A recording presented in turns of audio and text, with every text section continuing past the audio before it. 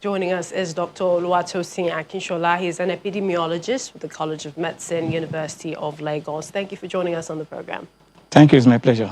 All right, just before we get straight into it, letting out a good scream like we saw some Israeli women doing, saying that it's some sort of release from the whole COVID-19 confinement. Do you think it works, medically speaking? Well, it depends on the situation that they found themselves. So, because we have some situation that also necessitate some reaction. So, if they are attributing that, okay, the situation they are, COVID-19 has made them to lockdown, well, it may be how the system reacts. So, situation differs, and Nigeria situation also differ from them. So, I could agree with them. Okay. All right. Tell us about the path that the coronavirus is taking. I know we had you during the first wave, and we're facing a second wave now in several countries also. What do you think the trajectory for this second wave is as against the first wave? Yes.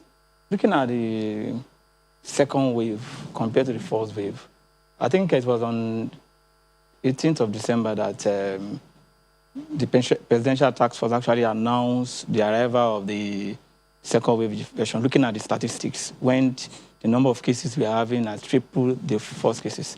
I think looking at the second wave infection is more deadly than the first wave because it's now giving rise to many mutations and variant infection, which we are still looking to unravel.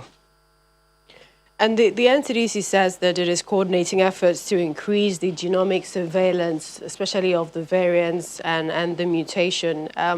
What do you make of the response? So far, we understand we have about 13 of the UK variant, but could there be more? And this is also bearing in mind what South Africa is battling, their own variants, and hopefully trying to get a vaccine that can tackle that since AstraZeneca is less potent.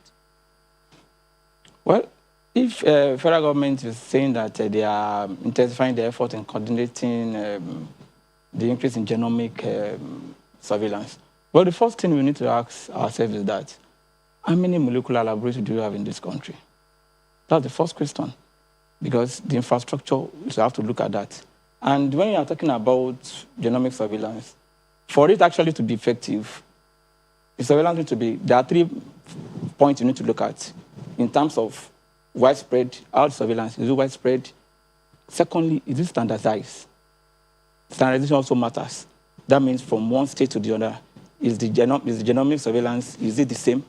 And thirdly, this genomic surveillance has to be embedded in the natural pandemic prevention programs. So looking at those 3 indices, are those 3 indices in place? So if they are not in place, that means there is a gap which the federal government, which is being prepared by the presidential task force, needs to really work on and harness. So far, we understand that there are about 3 laboratories in Nigeria that can identify the variants, but is that a shortcoming to the extent that the team, the health ministry and the NCDC has gone to indeed creating more laboratories across the country in such a short time? Well, that is the way we should go, because we need more laboratories.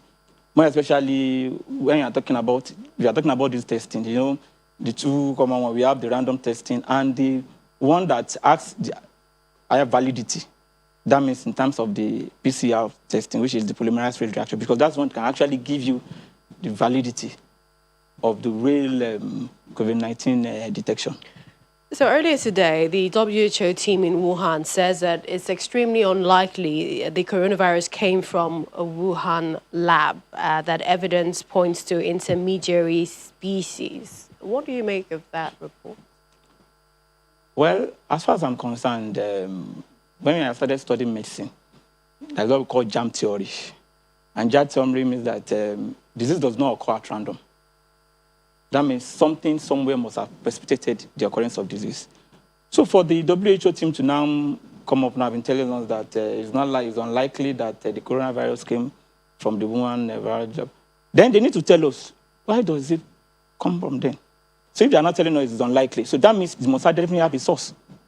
So there is nowhere the COVID-19 pandemic will not have erupted from somewhere. It must have a source. So they also need to do us the favor and by letting us know where the COVID-19 also, if that is their claim that they are holding on to now. All right, we appreciate your time, Dr. Oluwatosin Akinshola, epidemiologist, College of Medicine, University of Lagos. Thank you for joining us on the program. It's my pleasure. Thank you also for inviting me.